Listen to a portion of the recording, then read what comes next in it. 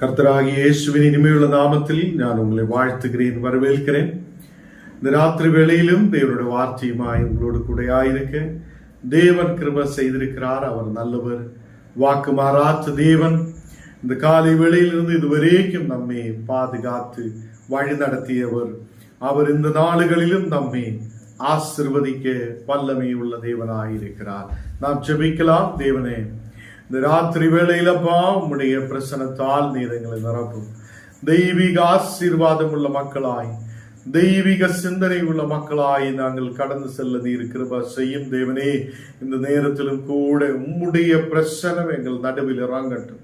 தெய்வீக மகிமையின் பிரசனம் எங்கள் நடுவில் இறங்கட்டும். தேவனே, ஒரு மக்களையும் நீர் ஆசீர்வதித்து பலப்படுத்த கிருபைக்காக ஸ்தோத்திரம்.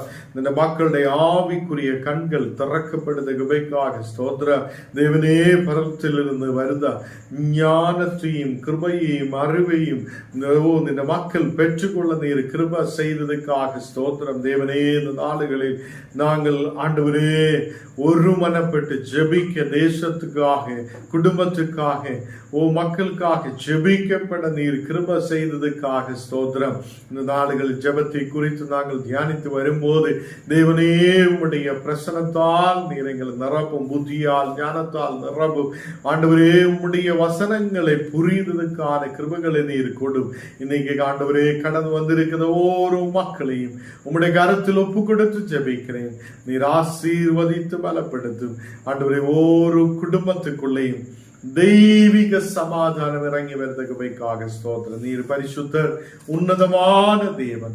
இயேசுவே, எங்களை முற்றிலும் தாழ்த்துகிறேன், அர்ப்பணிக்கிறேன். இயேசுவின் நாமத்தில் தருபிதாவே, ஆமேன், ஆமேன். கர்த்தர் நம்மை ஆசீர்வதித்து வழி நடத்துத நல்ல தகப்பனாய் இருக்கிறார். நீங்க காலை வேளையிலும் தேவன் நமக்கு கிருபை செய்திருக்கிறார். தேவன் நம்மை ஆசீர்வதித்திருக்கிறார். உபவாசத்தோட ஜெபத்தோட தேவனுக்கு முன்பாக ஆயிருக்க கர்த்தர் நமக்கு கிருபை செய்திருக்கிறார். அவர் உண்மையான தேவன், நம்மை ஆசீர்வதிக்கிறவருமாயிருக்கிறார். கர்த்தர் பிள்ளைகளே, நான் வசனத்துக்கு நேராய் கடந்து செல்லலாம். 2 நாளாகமம் 7ஆம் அதிகாரம் അതിന്റെ 14ാമത്തെ വസനം നാം വാസിக்கலாம். 2 നാளாகமம் 7ஆம் அதிகாரம் അതിന്റെ 14ാമത്തെ வசனம். என் நாமம் தரிக்கப்பட்ட என் ஜனங்கள் தங்களை தாழ்த்தி ஜபம் பண்ணி என் முகத்தை தேடி தங்கள் பொல்லாத வழிகளை விட்டு திரும்பினால் அப்பொழுது பரலோகத்தில் இருக்கிற நான் கேட்டு அவர்களுக்கு பாவத்தை மன்னித்து அவர்கள் தேசத்துக்கு க்ஷேமத்தை கொடுப்பேன் என்று சொல்லுகிறார். கர்த்தர் பிள்ளைகளே, இங்கே அவர் நமக்கு க்ஷேமத்தை கொடுப்பார், அவர் நமக்கு ஐஸ்வர்யத்தை கொடுப்பார், அவர் நமக்கு இந்த தேசத்தில் நன்மைகளை கொண்டு நிரப்புவார். நாம் என்ன செய்ய வேண்டும் என்றால், நாம் அவருடைய நாமத்தை தொழுது கொள்ளாத பிள்ளைகளாய் இருக்கும் போது, நாம் அவருடைய ஜனங்களாய் இருக்கும் போது, நாம் தேவனுக்கு பிரியமுள்ள மக்களாய் இருக்கும் போது, நாம் நம்மை தம்மே தாழ்த்தி, நாம் தேவனுக்கு முன்பாக நம்மையே தாழ்த்தி நாம் ஜெபம் பண்ண வேண்டும். இங்கே வசனத்தில் நமக்கு பார்க்க முடியுது, நம்மை தம்மே தாழ்த்துத மக்களாய் மாற்றப்படட்டும். நம்மை தாழ்த்தி நம்மை அவருக்கு முன்பாக ஒப்பு கொடுத்து நாம் தேவனோடு கூட ஜெபிக்கிற மக்களாய் மாற்றப்படணும். நாம் தேவனுக்கு முன்பாக ஜெபிக்கும் போது நமக்கு அது தேசத்துக்கும் நமக்கும் ஒரு க்ஷேமத்தால் தேவன் நம்மை ஆசீர்வதிப்பார். தேசத்தில் நல்ல ஆசீர்வாதத்தால் தேவன் நம்மை வழி நடத்துவார். தேசத்தில் நல்ல வெற்றியை கொடுத்து நம்மை வழி நடத்துவார். ஹல்லேலூயா. கர்த்தர் பிள்ளைகளே, நாம் ஜெபிக்க வேண்டும் என்பது ஒரு பெரிய விஷயம். நாம் போன நாளுகளில் எல்லாம் தியானித்திருக்கிறார். நமக்கு தாழ்மையாய் தாழ்த்தி தேவனுக்கு முன்பாக நம்மையே தாழ்த்துத மக்களாய் இருக்கும். தேவனுக்கு முன்பாக நம்மையே தாழ்த்தி நாம் தேவனுக்கு முன்பாக நம்மையே ஒப்பு கொடுத்து ஜெபிக்கிற மக்களாய் நாம் காணப்படணும். இங்கே வேதத்தில் நாம் வாசிக்கும் போது நம்மையே அதே என் நாமம் தரிக்கப்பட்ட என் ஜனங்கள் தங்களை தாழ்த்தி ஜெபம் பண்ணி, நம்மையே தாழ்த்தி தேவனுக்கு முன்பாக ஜெபிக்க வேண்டும். நாம் போன நாளுகளில் வசனத்தில் பார்த்திருக்கிறார், தம்மையே தாழ்த்துத மக்கள், நம்மை தாழ்த்துத மக்கள், அதே தேவன் நம்மை உயர்த்துவார். யாரெல்லாம் அதே தேவனுக்கு முன்பாக உயர்ந்திருக்க பார்க்குதோ, அவங்களை பெருமை பாராட்டுதோ, பெருமைப்படுதோ, அவங்களை தேவன் தாழ்த்துவார் என்றுள்ள வசனம் நாம் கேட்டிருக்கிறார். கர்த்தர் பிள்ளைகளே, இந்த நாளுகளில் ஜெபம் நமக்கு தேவையாய் இருக்கிறது. நாம் ஜெபம் பண்ணும்போது தேவன் அதை கேட்டு நமக்கு அதை மன்னிப்பை கொடுத்து, நமக்கு ஒரு பாவ மன்னிப்பை கொடுத்து, நம்மை தேசத்தில் ஐஸ்வர்யமாய் சேமமாய் அவர் நம்மை ஆசீர்வதிப்பார். நம்முடைய கிராமத்தை தேவன் ஆசீர்வதிப்பார். நாம் ஜெபம் பண்ணும்போது நம்ம மட்டுமல்ல ஆசீர்வதிக்கப்படுகிறார், நம்முடைய குடும்பம், நம்முடைய கிராமம், நம்முடைய தேசம், நம்முடைய தேசத்தில் சகலரும் ஆசீர்வதிக்கப்படுதவங்களாய் மாற்றப்படும். அப்போ எவ்வளவு பெரிய ஒரு நன்மை, எவ்வளவு பெரிய ஒரு ஐஸ்வர்யத்தை, எவ்வளவு பெரிய ஒரு காரியத்தை தேவன் நமக்கு கொடுத்திருக்கிறார்.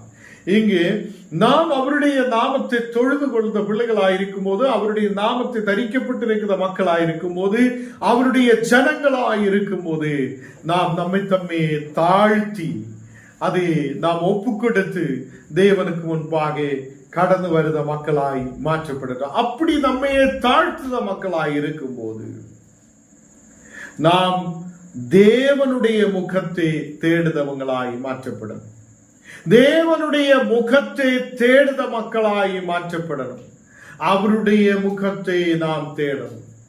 இந்த உலகத்திலே மனிதர்களுடைய முகத்தை தேடி ஓடுதவங்களாய் அல்ல, இந்த உலகத்தில் ஏதோ செல்வங்கள் தேடி ஓடுதவங்களாய் அல்ல, நாம் தேவனுடைய முகத்தை தேடுத மக்களாய் நாம் காணப்படுகிறோம்.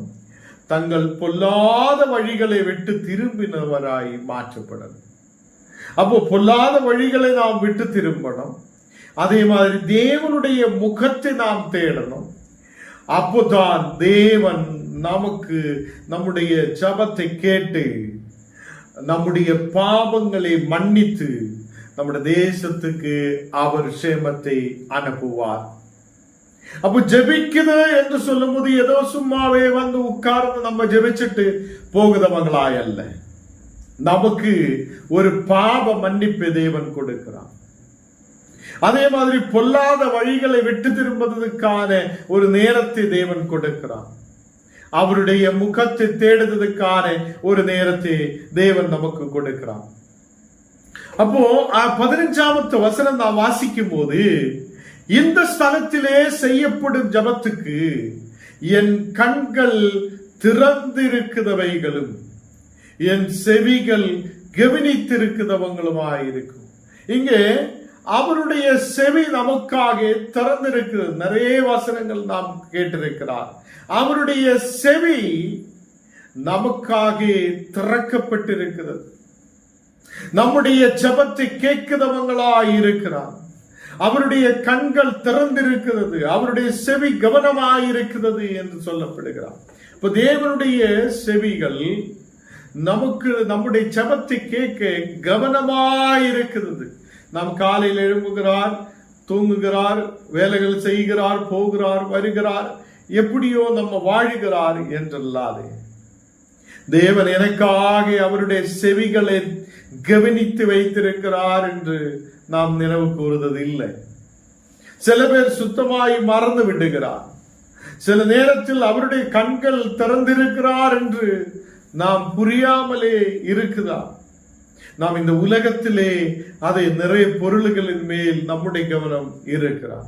இந்த நாளுகளில் நாம் இந்த தேவனுடைய ஆலயத்திலே செய்யப்படுத ஜபங்கள் எல்லாம், நாம் நம்முடைய வீடுகளுக்குள்ளே நாம் ஆயிருக்கிற இடங்களில் செய்யப்படுத ஜபங்கள் எல்லாம் அவர் கேட்கிறவரும் பார்க்கிறவருமாய் இருக்கிறது என்று காணப்படுகிறார். கர்த்தருடைய பிள்ளைகளே, நாம் நம்மை தம்மே தாழ்த்தி நம்மை தாமே ஒப்பு கொடுத்து நாம் தேவனுக்கு முன்பாக ஜெபம் பண்ணட்டும். 16வது வசனம் வாசிக்கும் போது நமக்கு பார்க்க முடியும், என் நாமம் இந்த ஆலயத்தில் என்றென்றைக்கும் இருக்கும். நான் இதை தெரிந்து கொண்டு பரிசுத்தப்படுத்தினேன். என் கண்களும் என் இருதயமும் என்னாலும் இங்கே இருக்கும் என்று சொல்லுகிறார். தேவனுடைய ஜெபம் நடக்கிற இடம் ஆலயம். அதுக்கு உள்ளே தேவன் என்றென்றைக்கும் இருக்கிறார் என்று சொல்லுகிறார். இந்த ஆலயத்திலே என்றென்றைக்கும் நான் இருக்கும்படி நான் இதை தெரிந்து கொண்டு பரிசுத்தப்படுத்தினேன் என்று சொல்லுகிறார். அப்போ தேவனுடைய ஆலயத்தை அவர் பரிசுத்தப்படுத்தி இருக்கிறார். நான் வசனத்தில் பார்க்கும்போது ஞானும் நீங்களும் கர்த்தருடைய ஆலயமாய் இருக்குது. நம்மையும் தேவன் பரிசுத்தப்படுத்தி இருக்கிறார். அவன் நம்மையிலும் தங்கி இருக்கிறவராய் இருக்கிறார். ஹல்லேலூயா. கர்த்தர் பிள்ளைகளே, நாம் ஜெபிக்கும் போது நாம் இருக்கிற இடம் பரிசுத்த இடம் என்று தெரிந்து நாம் இருக்கணும். சில ஆலயங்களில் கடந்து செல்லும் போது நமக்கு பார்க்க முடியும், அவங்களோட வீட்டுக்குள்ள நம்ம இப்ப நிறைய வீடுகளில் நான் கடந்து செல்லுகிறேன். ഞാൻ எந்த வீட்டிலும் என்னோட ஷூ போட்டு ഞാൻ உள்ள போவது இல்லை. നമ്മുടെ ஷூ எல்லாம் கழுத்தி வெளியில் வைக்கும். இந்த நாடுகளில் சில சபைகளுக்கு கடந்து செல்லும் போது அந்த ஆலயத்துக்குள்ளேயே ஷூ போட்டு செப்பல் போட்டு அவங்க மிதித்து எப்படியோ அங்க ஆட்டம் போட்டு அப்படியே போடுங்க. அங்க பரிசுத்த ஸ்தலத்தில் வரைக்கும் மக்கள் ஷூவும் செப்பல் போட்டு நடக்கிறார். அப்போ உன்னுடைய வீடுக்குள்ளே கடந்து வருதா ஒரு ஊழியக்காரன்? உன்னோட வீடுக்குள்ளே கடந்து வரும்போது ஷூ எல்லாம் கழட்டி வெளியில் வைக்கிறார். உன்னோட வீடுல யாரெல்லாம் கடந்து வருதோ அவங்களெல்லாம் ஷூ கழட்டி வைக்கும் போது கர்த்தருடைய வீடுக்குள்ளே, கர்த்தருடைய ஆலயத்துக்குள்ளே கடந்து போகுதா? நாம் எப்படி இருக்கிறோம்? இன்னைக்கு நமக்கு ஒரு கேள்விக்குரிய விஷயமாக இருக்குது. சில பேர் அந்த பரிசுத்தமான இடத்தை பரிசுத்தமாய் இருக்கிறார் என்று அதை தெரியாமலே ஆலயத்தை பயன்படுத்து, ஒரு ஹாலை பயன்படுத்துற மாதிரி பயன்படுத்துகிறார். ஒரு கல்யாண மண்டபத்தில் நாம் கடந்து செல்லுத மாதிரி நாம் பயன்படுத்துகிறார். ஆலயத்தில் தேவன் என்றென்றைக்கும் தங்கி இருக்கிறது. அந்த ஆலயத்தை அவர் தெரிந்து கொண்டிருக்கிறது. அவர் அதை பரிசுத்தப்படுத்தி இருக்கிறது. அது பரிசுத்தம் உள்ளதா இருக்கிறது. அங்கே தேவனுடைய கண்கள் இருக்குது. அங்கே தேவனுடைய இருதயமும் என்னாலும் அங்கே இருக்கிறது. ஹல்லேலூயா. கர்த்தருடைய பிள்ளைகளே, நாம் ஜெபிக்கும் போது நாம் அவருடைய ஜனமாய் இருக்கிறது என்று புரியணும்.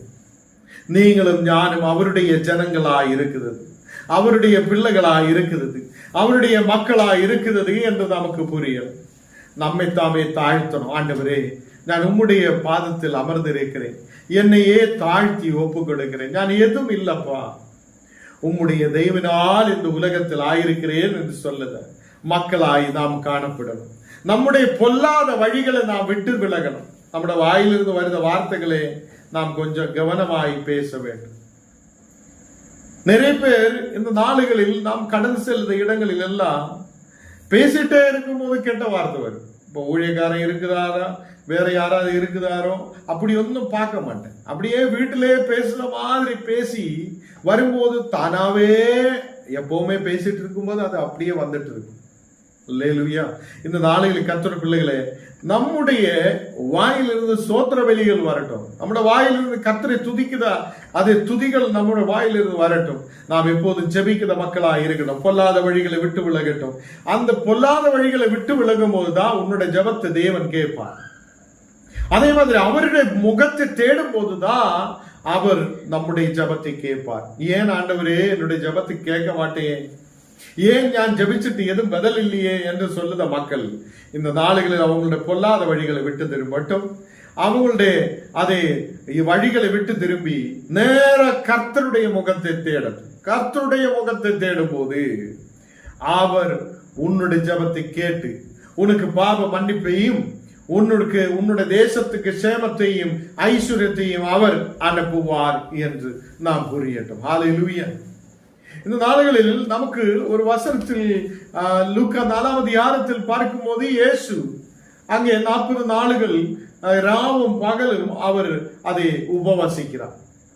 40 நாளுகள் இரவும் பகலும் அவர் ஒரு வனாந்திரத்துக்குள்ளே கடந்து சென்று அங்கே உபவாசிக்கிறார். அந்த உபவாசம் முடித்து விடும் போது பிசாசானவன் அவருக்கு பக்கத்தில் கடந்து வருகிறார். பிசாசானவன் கடந்து வந்து சோதிக்கிறதாய் நாம் அங்கே லூக்கா 4ஆம் அதிகாரத்தில் நமக்கு பார்க்க முடியும். கர்த்தர் பிள்ளைகளை, நாம் ஜெபிக்கும் போது சில சோதனைகள் வரும். சில பேர் என்ன சொல்லும், ஐயோ ஜபிச்சதுனாலதான் சோதனை வந்திருக்கு, இனிமேல் நமக்கு இனி ஜபிக்க வேண்டாம், சும்மாவே இருக்கலாம். அப்ப சும்மா இருக்கும் போது நமக்கு எந்த பிரச்சனையும் இல்லையே, ஜபிக்கும் போதுதானே பிரச்சனை என்று சொல்லி சில பேர் ஜபத்தை விட்டு விடுகிறார். அல்லேலூயா. இந்த நாளுக்கு எத்தனை பேருக்கு புரியுது? எத்தனை பேருக்கு புரியுது? நமக்கு ஜெபிக்கும் போது அதிகம் பிரச்சனைகள் வருகிறார் சொல்லி சில பேர் ஜெபத்தை விட்டு விடுகிறார். அப்படி அல்ல. நாம் ஜெபிக்கும் போது நமக்கு வெற்றியை கர்த்தர் தருவார். யுத்தம் பண்ணது தேவன், ஞானோ நீங்களோ அல்ல. நாம் ஜெபிக்கும் போது நமக்காக வழி திறக்குதவர் கர்த்தரே. கர்த்தர் நமக்காக வழியை திறந்து நமக்காக அந்த பிரச்சனைகளிலிருந்து விடுதலை அவர் அனுப்புவார் என்று நம்பிக்கை வைக்கட்டும். நம்முடைய பலத்தில் நம்முடைய சக்தியில் நாம் பார்க்கும் போதுதான் நமக்கு முடியாது. அப்போ 40 நாளுகளும் இரவும் பகலும் தேவன் அதை இயேசு அங்கே உட்கார்ந்து அதை ஜெபம் பண்ணுறதும் உபவாசத்தில் இருக்கிறதும் நாம் பார்க்கிறோம். கர்த்தர் பிள்ளைகளே, அந்த சோதனைக்காரன் அங்கே வந்து அவரை சோதிக்கிறான். அவருக்கு நிறைய பசி உண்டாயிருக்கிறது. 40 நாளுகள் உபவசித்து முடிக்கும் போது பசி இருக்கிறான். பிசாசானவன் அவனோடு, நீ தேவனுடைய குமாரனானால் இந்த கல்லை அப்பமாகும்படி கட்டளையிடும் என்று சொல்லுகிறார். அப்போ ஜெபிச்சிருக்கிறார், ஆவிக்குரிய வல்லமையில் இருக்கிறார், 40 நாள் உபவாசம் எடுத்திருக்கிறார். அதுக்கப்புறம் அவனை சோதிக்கும் போது இந்த சாத்தானுடைய வார்த்தைக்கு கீழ்ப்படிந்தது இல்லை. நம்மோட யாராவது சொல்லும், அங்க போய் ஏதாவது கயிறை கட்டுங்க, இங்க போய் அது கட்டுங்க, இது கட்டுங்கன்னு சொல்லியா நம்ம உடனே கீழே விழுந்து விடும். நம்ம போய் கேட்டா ஜெபிச்சதெல்லாம் மறந்து விட்டு ஓடிவிடும். ஏதாவது கெட்டலாம், ஏதாவது சாப்பிடலாம், ஏதோ பழம் சாப்பிடலாம் நல்லா சொல்லி நம்ம ஓடும். இதுக்கு பேருதான் பிசாசுடைய கிரியைகளை நாம் கீழே விழுந்து விடுகிறான். அவனுக்கு நாம் கீழ்ப்படிந்து போகிறான். அதனாலதான் அவன் வழிக்கு நாம் போகிறோம். இயேசு அப்படி செய்ததில்லை. அவர் ஜெபம் பண்ணி இருக்கிறார், உபவசித்திருக்கிறார். அவர் அது 40 நாள் ராவும் பகலும் அவர் உபவசிக்கும் போது அந்த பிசாசுடைய அந்த வார்த்தைக்கு அவர் கீழ்ப்பட்டது இல்லை. அல்லேலூயா. நாம் ஜெபிக்கிறார், வல்லமையோடு ஜெபிக்கிறார், ஜபத்தில் இருக்கிறார், விசுவாசம் இருக்கிறார், எல்லாமே இருக்கும் போதும் சில நேரத்தில் பிசாசுடைய வார்த்தைக்கு கீழ்ப்படுகிறார். நீ அதை செய்யணும் சொல்லியா நம்ம போய் அதை செய்யும். தேவனுக்கு விரோதமான கிரியைகளை நாம் அதை பின்பற்றுதவங்களாய் மாற்றப்படும். சில பேர் மந்திரத்துக்கு பின்னாடியே சுற்றுக்கிறார். இப்படி எல்லாம் இருக்கும் போது நம்முடைய வாழ்க்கையை தேவன் அதை முன்னாடி கொண்டு போக விரும்பும்போது பிசாசானவன் நம்மளை அழிக்க பார்க்கும். நாம் அழிஞ்சு போகும், தேசத்தில் முன்னாடி வர முடியாது இருக்கும். அப்ப இந்த நாடுகளில் இயேசு என்ன செய்கிறார்? இயேசுவோடு இந்த பிசாசானவன் சொல்லுகிறார், நீ தேவனுடைய குமாரனானால் இந்த கல்லு அப்பமாகும்படி சொல்லு என்றார். அப்போ இயேசுவுக்கு பசி இருக்கிறார். இயேசுவுக்கு தெரியும் எனக்கு பசி இருக்கிறார். அப்போ நமக்கு பசி இருந்தா நம்ம சொல்லும், யாராவது ஒருத்தன் கொடுத்தா உடனே நம்ம வாரி அப்படியே சாப்பிடும். யாராவது ஏதாவது கொடுத்தா உடனே நமக்கு கிடைச்சாச்சு, கர்த்தர் தந்தாச்சுன்னு சொல்லி நம்ம சாப்பிட ஆரம்பிக்கும். இயேசு அப்படி செய்ததில்லை. இயேசு சாத்தான் சொல்லுத வார்த்தையை கல்லை அப்பமாகு என்று சொல்லும் போது அவர் அதை கேட்டதில்லை.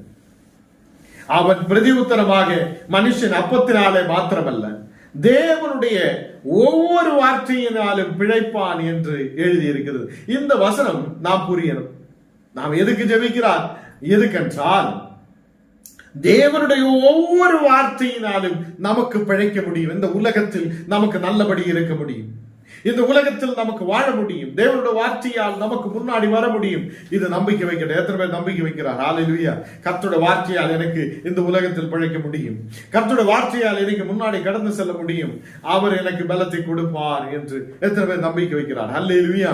எல்லாரும் சோதரிக்கட்டும். ஆண்டவரே, நீர் கொடுத்த வசனத்துக்காக நன்றி. எல்லாரும் சொல்லட்டும் ஹல்லேலூயா. நாம் அப்பத்தினாலே மட்டுமல்ல, நாம் சாப்பாடுனாலே மட்டுமல்ல, நமக்கு வசனத்தாலையும் இந்த உலகத்தில் பிழைக்க முடியும். அல்லேலூயா. ஒரு நாள் முத்து பிரதரும் அவங்களோட ஃபேமிலியும் ஜபத்துக்கு வந்தாச்சு. காலையிலே நாம் ஜபம் ஆரம்பிச்சாச்சு. சாயங்காலம் 4 மணி வரை நம்ம ஜபிக்குது. நமக்கு பசி இல்லை. நம்ம நல்ல வல்லமையோடு அபிஷேகத்தோடு ஜபிச்சிருக்கிறார். அல்லேலூயா. அதுக்கப்புறம் தான் டைம் பார்க்கும்போது 4 மணி ஆயிடுச்சு, நமக்கு பசி இல்லையே என்று. அப்போ கர்த்தருடைய வசனத்தால் நமக்கு இந்த உலகத்தில் பிழைக்க முடியும். பலத்தை அவர் கொடுப்பார். சில பேருக்கு இந்த ஜபத்தில் இருந்தால் என்ன கிடைக்கும் என்று சில பேருக்கு தெரியாமல் இருக்கிறார். அப்போ தேவனுடைய பிள்ளைகளே, சோதனைக்காரன் வரும்போது ஞானம் நீங்களும் அவருடைய வார்த்தை கீழ்ப்படிய கூடாது.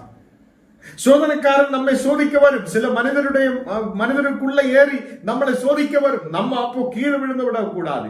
ஐயோ, உனக்கு கஷ்டமா இருக்குதே, உனக்கு நன்மை இல்லையே, உனக்கு இவ்வளவு நாளாய் பிரச்சனை இருக்கிறே என்று சொல்லும் போது நம்ம விழுந்து விடக்கூடாது. அவன் கொடுக்கிற பொடியும் பவுடரும் தண்ணீர் ஊத்தி நம்ம குடிக்க கூடாது. அவன் பின்னாடி சுத்தக்கூடாது. எனக்கு ஒரு உயிர் உள்ள தேவன் இருக்கிறார், எனக்கு ஒரு உண்மை உள்ள தேவன் இருக்கிறார், அவர் என்னை வழி நடத்துவார். அல்லேலூயா. அவர் நம்மை வழி நடத்துவார் என்ற விசுவாசத்தோடு இருக்கட்டும். 5வது வசனத்தில் பிசாசானவன் அவரை உயர்ந்த மலையில் கொண்டு போய் உலகத்திலே சகல ராஜ்யங்களையும் ஒரு நிமிஷத்தில் அவருக்கு காண்பித்து, இவைகள் எல்லாவற்றின் மேலும் அதிகாரத்தை, இவைகளில் மகிமையையும் உமக்கு தருவேன் என்றார். அப்ப இந்த உலகத்தை படைத்தவனாய் தேவனே ஒரு மலை மேல கொண்டு போய் நிற்பாட்டி அந்த தேசங்களை எல்லாம் காட்டிட்டு இதெல்லாம் உனக்கு தருவேன் என்று சொல்லும் போது இயேசு அதுக்கு பின்னாலே சுற்றியதல்ல. இந்த நாளில் ஊழியக்கார் அநேகர் ஊழியங்களை விட்டு அப்படியே சுட்டுகிறார். அநேக விசுவாசிகள் ஜபத்தை விட்டு சுட்டுகிறார், அங்கேயும் இங்கே சுட்டுகிறார். எதுக்காக? ஏதோ நமக்கு அது கிடைக்கும், இது கிடைக்கும், தேசங்கள் கிடைக்கும் என்று சொல்லி நம்ம சுட்டுகிறார். இயேசு அப்படி போனதில்லை. சாத்தானோட வார்த்தைகளை அதை கேட்டதில்லை. அங்கே இதெல்லாம் உனக்கு கொடுப்பேன், இதெல்லாம் உனக்கு கொடுப்பேன் என்று சொல்லும் போது அவர் அதுக்கு பின்னாலே அவர் பார்த்தது இல்லை. நீ என்னை பரீட்சித்து கொண்டால், நீ என்னை பணிந்து கொண்டால் அது எல்லாம் உமக்கு ஆகும் என்று சொல்லி இருக்கிறார். நீ என்னை பணிந்து கொள்ளு என்று சொல்லுகிறார். அல்லேலூயா. அப்போ இந்த நாடுகளில் நம்மளை சில நேரத்தில் பணிந்து கொள்ள வைக்கும். ஐயோ, கும்பிடு, பணிந்து கொள்ளு, அப்போ அது தர இது தரான்னு சொல்லும் போது நம்ம உன் தேவனாய கர்த்தரை மட்டும்தான் நீ ஆராதிக்க வேண்டும். நீங்களும் கர்த்தரை மட்டும்தான் ஆராதிக்கணும், தேவனை தான் ஆராதிக்கணும். நமக்கு வேற வழி இல்லை, வேற ரட்சிப்பு இல்லை. ஒருவர் தான் ஆகாசத்தின் கீழே பூமிக்கு மேலே நமக்கு கொடுக்கப்பட்ட ஒரே ஒரு நாமம் தான், அதுதான் இயேசு கிறிஸ்து. அந்த இயேசு கிறிஸ்துவே நாம் நம்பிக்கை வைக்கிறார். அந்த உயிர் உள்ள தேவனை நாம் ஆராதிக்கிறார். அவரை ஆராதிக்கும் போது இந்த பக்கம் அந்த பக்கம் திரும்பாது, நேர போகுத மக்களாய் நாம் காணப்படட்டும். கொஞ்ச நேரம் கொஞ்சம் விளக்கு கொளுத்தலாம், கொஞ்ச நேரம் பொடி சாப்பிடலாம், கொஞ்ச நேரம் கயிறு கட்டலாம் என்னெல்லாம் நினைத்தா நீ எங்கேயோ விழுந்து விட்டு இருக்கிறார் என்று அர்த்தம். அல்லேலூயா. நாம் ஏதோ சாத்தானுடைய கிரியைக்கு பின்னாலே சுற்றுகிறார் என்று அர்த்தம். அவனுடைய சாத்தானுடைய கீழ்ப்படிந்து அவனுக்கு பின்னாலே போகுதுன்னு அர்த்தம். நம்ம சாத்தானுடைய வார்த்தைகளை கேட்கிறவங்களாய் அல்ல. உனக்கு பசி இருந்தாலும் உன்னுடைய கையில் இருக்கிற வசனத்தை நீ பார்க்கட்டும். எனக்கு ஆண்டவர் வசனத்தை கொடுத்திருக்கிறார், அந்த வசனம் எனக்கு உயிர் கொடுக்கிறது, அந்த வசனம் என்னை முன்னாடி நடத்துகிறது, அந்த வசனம் தான் என்னை வழி நடத்துகிறது என்று நம்பிக்கையோடு முன்னாடி கடந்து செல்லட்டும். இங்கு இயேசு அவனுக்கு பிரதி உத்தரமாக, சாத்தானுக்கு பிரதி உத்தரமாக சொல்லுகிறார், எனக்கு பின்னாலே போ சாத்தானே, உன் தேவனாகிய கர்த்தரே பணிந்து கொண்டு அவர் ஒருவருக்கே ஆராதனை செய்வதற்காக என்று சொல்லப்பட்டிருக்கிறார். அப்போ ஒரே ஒரு தேவன் இருக்கிறார், அந்த உன் தேவனாகிய கர்த்தரை மட்டும்தான் பணிந்து கொள்ளணும். நீங்களும் கர்த்தராகிய இயேசுவை ஆராதிக்கும் போது, தேவனை ஆராதிக்கும் போது நம்முடைய தேவனை மட்டும் பணிந்து கொண்டு ஆராதித்து அவருக்கு ஆராதனை செலுத்தி முன்னாடி போகிற மக்களாய் நாம் காணப்படணும். அல்லேலூயா. இங்கு கடைசியாக நாம் பார்க்கும்போது எருசலேமுக்கு கொண்டு போய் தேவாலயத்தின் மேல் நிறுத்துகிறார். அந்த தேவாலயத்தின் மேல் நிறுத்தி நீ இங்கே இருந்து நீ கீழே குதிச்சு விடு என்று சொல்லும் போது அவர் அங்கே சாத்தான் சொல்லுகிறார், தாழே குதியும், ஏனெனில் உம்மை காக்கும்படிக்கு தம்முடைய தூதர்களுக்கு உம்மை குறித்து கட்டளையிடுவார் என்று சொல்லி இருக்கிறார். அப்போ நீ இங்கே இருந்து தாழே கீழே சாடிவிடு என்று சொல்லும் போது அவர் அங்கிருந்து குதித்தது இல்லை. யாரும் நீங்கள் என்றா உண்மையாக இயேசு இருக்கிறா இல்லையா, நீ கொஞ்சம் குதிச்சு வாழ்ந்து சொல்லியா நம்ம குதிக்கும், நம்ம சாத்தானுடைய வார்த்தைகளை கேட்கும். அப்படி இல்லை, சாத்தானுடைய வார்த்தைகளை நாம் கேட்க கூடாது. ஏதோ சாத்தானுடைய பிடியில் இருக்கிற மக்கள் சொல்லுறது நம்ம கேட்க கூடாது. நாம் கர்த்தருக்கு பயந்து அவருடைய வார்த்தைகளை மட்டும்தான் நாம் கேட்கிற மக்களாகி மாற்றப்படணும். இங்க இயேசு சொல்லுகிறார், அதுக்கு இயேசு உன் தேவனாகிய கர்த்தரை பரிசிப்பாதிருக்கிறதாக என்று சொல்லி இருக்கிறது என்று சொல்லுகிறார். அப்போ வேதத்தில் சொல்லுகிறார், உன் தேவனாகிய கர்த்தரை நீ பரிசிக்க கூடாது அல்லேலூயா என்று சொல்லி இந்த சாத்தானுடைய அந்த சோதனையை துரத்தி விடுகிறார். தேவ பிள்ளைகளே, இந்த நாள்களில் ஜபத்தில் நாம் ஆயிருக்கும் போது சில சோதனைகள் வரும். அந்த சோதனைகளை இயேசு இப்போ சொல்லின மாதிரி நாம் அதிலிருந்து வெற்றி கொள்ள வேண்டும். அல்லேலூயா. நமக்கு வெற்றி கொள்ள முடியுமா? நிச்சயமாக இயேசு நமக்கு வெற்றியை கொடுப்பார். நிச்சயமாக இயேசு நமக்கு பலத்தை கொடுப்பார். நிச்சயமாக இயேசு நம்மை வழி நடத்துவார். எத்தனை பேர் நம்பிக்கை வைக்கிறார்? என்னால வெற்றி கொள்ள முடியும். இப்போ இருக்கிற பிரச்சனைகளை கர்த்தர் மாற்றுவார். அல்லேலூயா. எப்படி மாற்றுவார்? ஜபத்தாலே. அல்லேலூயா. ஜபத்தாலே கர்த்தர் நம்மை அது வெற்றி கொள்ள கர்த்தர் கிருபை செய்வார். அல்லேலூயா. நாம் ஜெபிக்கலாம். ஆண்டவரே, இந்த நேரத்திலப்பா உம்முடைய வசனங்களை கேட்க நீர் எங்களுக்கு கிருபை செய்ததுக்காக ஸ்தோத்திரம். உம்முடைய தெய்வீக பிரசனத்தால் நீர் எங்களை நிரப்பும். இந்த ராத்திரி வேளையிலப்பா இவ்வளவு நேர வசனங்களை கேட்க நீர் கிருபை செய்ததுக்காக நன்றியோடு ஸ்தோத்திரிக்கிறேன். ஆண்டவரே, எல்லா தடைகளை மாற்றி நீர் எங்களை ஆசீர்வதித்து பலப்படுத்தி இதுவரையிலும் நடத்தி இருக்கிறதுக்காக ஸ்தோத்திரம். இன்னைக்கு ஆண்டவரே வசனங்களை கேட்கிற ஒவ்வொரு மக்களையும் நீர் பலப்படுத்தும். இயேசுவின் நாமத்தில் தன பிதாவே, ஆமென்.